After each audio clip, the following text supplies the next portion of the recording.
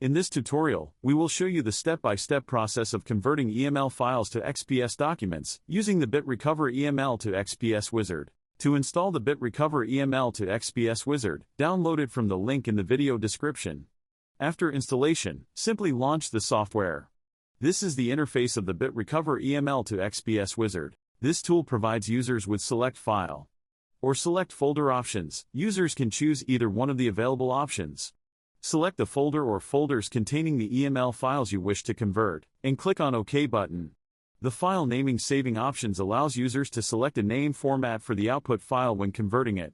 Simply click the Convert button, and select the destination folder for the converted data to be saved.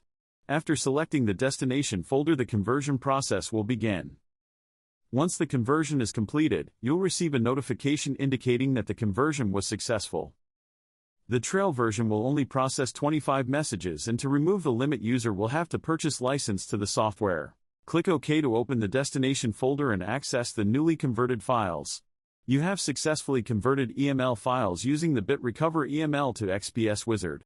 And that's it for this video. Thank you for watching.